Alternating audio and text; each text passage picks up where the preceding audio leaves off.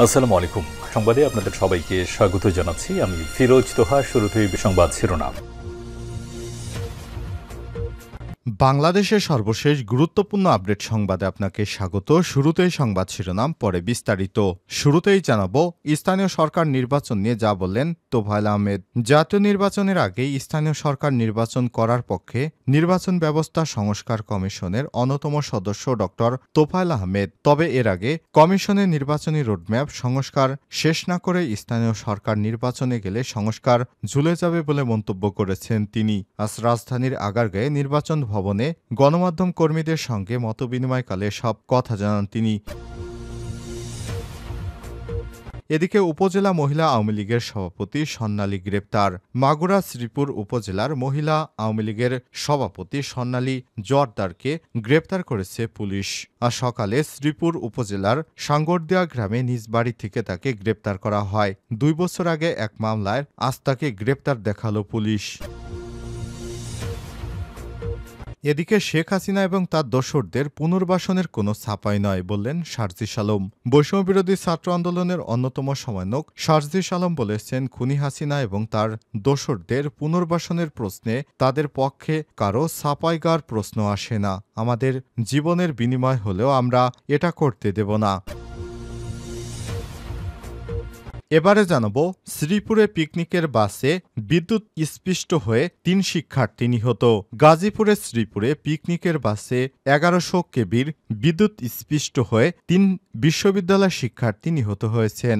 নিহতরা হলেন মোজাম্মেল নাইম 24, মুস্তাকিম রহমান মাহিন 22 এবং জুবাইর আলম সাকিব। তারা আইইউটি বিশ্ববিদ্যালয়ের শিক্ষার্থী, যেটি গাজীপুর মহানগর বোর্ডবাজার এলাকার ইসলামিক ইউনিভার্সিটি অব টেকনোলজি বিশ্ববিদ্যালয় নামেও পরিচিত। তারা সবাই মেকানিক্যাল ইঞ্জিনিয়ার ডিপার্টমেন্টের শিক্ষার্থী।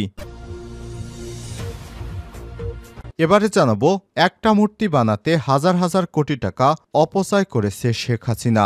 আল্লাহ তাআলা বলেছেন, তোমরা অপচয় করো না। আর আমাদের একটা মূর্তি বানাতে হাজার হাজার কোটি টাকা অপচয় হয়েছে বলে মন্তব্য করেছেন বাংলাদেশ জামাতে ইসলামের কেন্দ্র কর্মপরিষদ সদস্য, ঢাকা মহানগর দক্ষিণের সেক্রেটারি ও বাউফল ইউনিয়ন ফোরামের চেয়ারম্যান ডক্টর শফিকুল ইসলাম মাসুদ। এবং সর্বশেষ জানাবো রোজায় আবার বাজার সহনশীল রাখার চেষ্টা করা হবে বললেন বাণিজ্য উপদেষ্টা।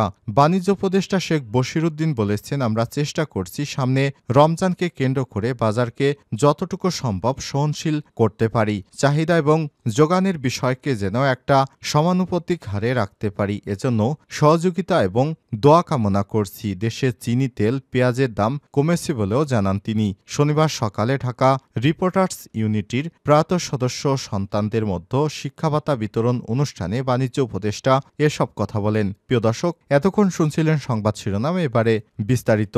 তবে তার আগে বন্ধুরা, অনুরোধ থাকবে সংবাদটিতে একটি লাইক দিন। এই চ্যানেলে আপনি নতুন হয়ে থাকলে আমাদের সংবাদটি দেখতে দেখতে চ্যানেলটি সাবস্ক্রাইব করে রাখুন। কমেন্ট করে আপনার মূল্যবান মতামত জানিয়ে দিন বন্ধুরা, আপনি বিশ্বের কোন দেশ থেকে বা বাংলাদেশের কোন স্থান থেকে আমাদের সংবাদটি দেখছেন এবং শুনছেন। এবারে বিস্তারিত। স্থানীয় সরকার নির্বাচন নিয়ে যা বললেন তোফায়েল আহমেদ। জাতীয় নির্বাচনের আগেই স্থানীয় সরকার নির্বাচন করার পক্ষে নির্বাচন ব্যবস্থা সংস্কার কমিশনের অন্যতম সদস্য ডক্টর তোফায়েল আহমেদ। তবে এর আগে নির্বাচনী রোডম্যাপ সংস্কার শেষ না করে স্থানীয় নির্বাচনে গেলে সংস্কার ঝুলে যাবে বলে মন্তব্য করেছেন তিনি। আজ রাজধানীর আগারগাঁয়ে নির্বাচন ভবনে গণমাধ্যম কর্মীদের সঙ্গে মতবিনিময়কালে সব কথা বলেছেন তিনি। ডক্টর তোফায়েল আহমেদ বলেন, স্থানীয় সরকার নির্বাচন মোট 5টি ইউনিয়ন পরিষদ, উপজেলা পরিষদ, জেলা পরিষদ, পৌরসভা এবং সিটি কর্পোরেশন নির্বাচন। এই 5টির মধ্যে 3টি নির্বাচনে জাতীয় নির্বাচনের সমপর্যায়ের আয়োজন করতে হয়। ইউনিয়ন পরিষদ, উপজেলা পরিষদ, জেলা পরিষদ, এই 3 নির্বাচনে দেশজুড়ে এখন যে অর্থে জেলা পরিষদ আছে সেটি কোনো নির্বাচনই না। এই মুহূর্তে যত সংস্কার হচ্ছে সেগুলো না করে নির্বাচনে গেলে সংস্কার ঝুলে যাবে, কারণ আমাদের স্থানীয় সরকারে কোনো সিস্টেম নেই। এটা কতগুলো প্রতিষ্ঠানের সমষ্টি। গোষ্ঠী আলাদা আলাদা, প্রতিষ্ঠান আলাদা আলাদা আইন দিয়ে পরিচালিত হয়, কিন্তু ব্যাপক স্থানীয় সরকার ব্যবস্থা নেই। এই সংস্কারে বড় কাজ হবে একটা স্থানীয় সরকারের একটি ব্যবস্থা তৈরি করে দেয়া। আইয়ুব খান আমলে সিস্টেম মাথায় রেখে ইউনিয়ন পরিষদ হয়েছিল। ইউনিয়ন পরিষদের হওয়া 10 বছর পরে উপজেলা পরিষদ হয়েছে। উপজেলা পরিষদ হওয়ার প্রায় 10 বছর পর জেলা পরিষদ হয়েছে। সিটি কর্পোরেশন বারবার পরীক্ষা নিরীক্ষা হয়েছে।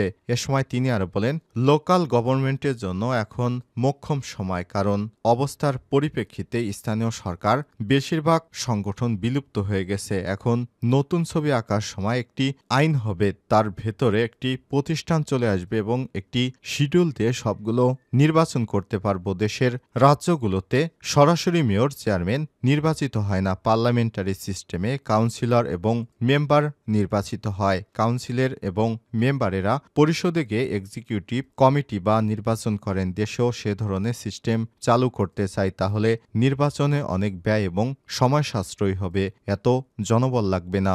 সংস্কার কমিশন সদস্য বলেন, ইসি শেষ যে স্থানীয় সরকার নির্বাচন করেছে সেখানে প্রায় 23,000 কোটি টাকা খরচ হয়েছে। 19 থেকে 20 লাখ লোকের এঙ্গেজমেন্ট হয়েছে। এত শিডিউল করতে গিয়ে প্রায় 225 দিন সময় গেছে। লোকাল গভর্নমেন্ট পার্লামেন্টারি সিস্টেমে নিয়ে এলে ইউনিয়ন, উপজেলা, জেলা, পৌরসভা, সিটি কর্পোরেশন একই শিডিউলে করতে পারলে খরচ চলে আসবে 600 কোটি টাকার মধ্যে। লোক লাগবে 8 লাখ, সময় লাগবে মাত্র 45 দিন। এ সময় তিনি বলেন, 3 থেকে 6 মাস সময় নিয়ে অর্ডিন্যান্সের মাধ্যমে লোকাল গভর্নমেন্ট আইন করলে তাহলে জাতীয় নির্বাচনের আগে লোকাল ইলেকশন সম্ভব, অথবা বর্তমানে যা আছে তার অধীনে নির্বাচন করতে গেলে 5টি শিডিউল, 5টি নির্বাচন করতে হবে এবং জাতীয় নির্বাচনের আগে সেটি সম্ভব কিনা প্রশ্ন আছে। উপজেলা আওয়ামী লীগের সভাপতি স্বর্ণালী গ্রেপ্তার।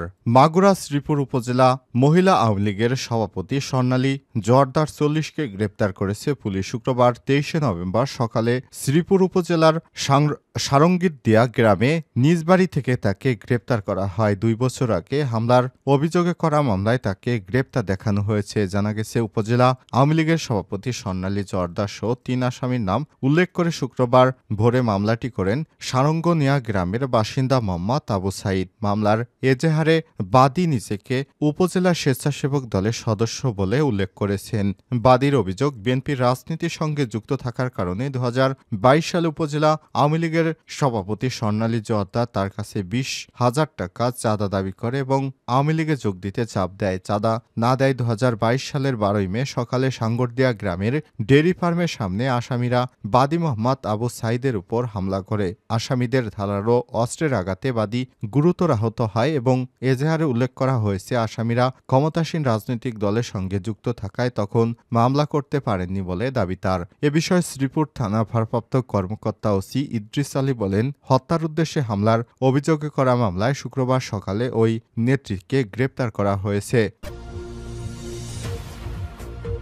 হাসিনা এবং তার দোসরদের পুনর্বাসনের কোনো ছাপাই নয়, বললেন শারজিস। বৈষম্যবিরোধী ছাত্র আন্দোলনের অন্যতম সমন্বয়ক শারজিস আলম বলেছেন, খুনি হাসিনা এবং তাদের দোসরদের পুনর্বাসনের প্রশ্নে তাদের পক্ষে কোনো ছাপাই গার প্রশ্নই আসে না। আমাদের জীবনের বিনিময় হলে আমরা এটা করতে দেব না। শনিবার 23 নভেম্বর বরিশাল জেলা শিল্পকলা একাডেমি মিলনায়তনে বাংলাদেশ বরিশাল বিভাগের শহীদ পরিবারের সদস্যদের খোঁজ নেওয়ার সময় তিনি এসব কথা বলেন। শারজিস আলম বলেন, খুনি হাসিনা সারা জীবন 1975 সালের গল্প বলে ক্ষমতাকে সবসময় সুদৃঢ় করার চেষ্টা করেছে। এখন তিনি 2000 মানুষকে কিভাবে খুন করলেন, তিনি যদি দরদ বোঝেন তাহলে খুনগুলো কিভাবে করতে পারেন। যে রাজনৈতিক প্ল্যাটফর্মকে সামনে রেখে তারা এই কাজগুলো করেছে, তাদের এই দেশ চালানোর কোনো অধিকার নেই। এ সময় তিনি বলেন, আমার অনেক বোন আছে যাদের বিয়ে হওয়ার কয়েকদিন পরই স্বামী হারিয়েছেন। তাদের সারা জীবন কিভাবে কাটবে, যে নবজাতক শিশু পৃথিবীতে আসার আগেই জানতই না যে তার বাবার মুখ কোনোদিন দেখবে না। সে জানতই না কোনোদিন তার বাবা তাকে কোলে নিতে পারবে না। সে কাউকে বাবা বলে ডাকতে পারবে না। ওর দোষ কি ছিল? বৈষম্যবিরোধী ছাত্র আন্দোলনের এ সমন্বয়ক আরও বলেন, আমরা আমাদের জায়গা থেকে সব ভুলে যাই। 16 বছর ভুলে গেছি, আমরা এই 36 দিন ভুলে গেছি। এখন আমরা নতুন কিছু নিয়ে আসি। কিছু এই জবাব খুনি হাসিনাকে দিতে হবে, খুনি হাসিনার দোসরদের জবাব দিতে হবে। আর এই বিষয়গুলো সমাধান না হওয়া পর্যন্ত, একটি যৌক্তিক বিচার না হওয়া পর্যন্ত বাংলাদেশে তার পুনর্বাসনের কথা যারা বলে, আমরা মনে করি খুনি হাসিনার মতো তারা আরেক ধরনের ক্ষমতা পিপাসু লোভী। গাজীপুরের শ্রীপুরে পিকনিকের বাস বিদ্যুৎ স্পৃষ্ট হয়ে ৩ শিক্ষার্থী নিহত। গাজীপুরের শ্রীপুরে পিকনিকের বাসে বিদ্যুৎ স্পষ্ট হয়ে ৩ জন বিশ্ববিদ্যালয় শিক্ষার্থী নিহত হয়েছে। শনিবার ২৩শে নভেম্বর সকাল 10:30টার দিকে উপজেলা তেলিহাটি ইউনিয়ন উদয় গ্রামে এই ঘটনা ঘটে। নিহতরা হলেন মোজাম্মেল হোসেন নাইম 24, মুস্তাফিজুর রহমান 22 ও জোবায়ের আলম সাকি 22। জানা গেছে শনিবার সকালে গাজীপুর মহানগর বোর্ডবাজার এলাকা ইসলামী ইউনিভার্সিটি অব টেকনোলজি বিশ্ববিদ্যালয় মেকানিক্যাল ইঞ্জিনিয়ারিং ডিপার্টমেন্টের প্রায় 460 জন শিক্ষার্থী বিআরটিসি 6টি ডাবল ডেকার বাস ও 3টি মাইক্রোবাসে করে উপজেলা তেলিহাটি ইউনিয়নের উত্তর পেলাইত গ্রামের মাটি মায়া ইকো রিসোর্টে যাওয়ার সময় তারা বিদ্যুৎ স্পষ্ট হয়। দোতলা বাস থাকায় বাসের উপরের তলায় বিদ্যুতের তারের সঙ্গে লেগে পুরো বাসটি বিদ্যুতায়িত হলে কয়েকজন শিক্ষার্থী বিদ্যুৎ স্পষ্ট হয়। এ সময় সেখান থেকে 3 জন মৃত উদ্ধার করা হয়। এ বিষয়ে ময়মনসিংহ পল্লী বিদ্যুৎ সমিতির উপমহাব্যবস্থাপনা পরিচালক ডিজিএম খন্দকার মাহমুদুল হাসান জানায়, বিদ্যুতের ওই লাইনটি 1100 কেবির ছিল। সড়কের উপর দিয়ে বিদ্যুতের লাইন ক্রস করা অবস্থায় একটি বাস সাইড দিতে গিয়ে দোতলা বাসটি একটু হেলে পড়ায় বিদ্যুতায়িত হয়ে এই দুর্ঘটনা ঘটে। এ অবস্থায় 3 জনের মৃত্যুর খবর পেয়েছি আমরা।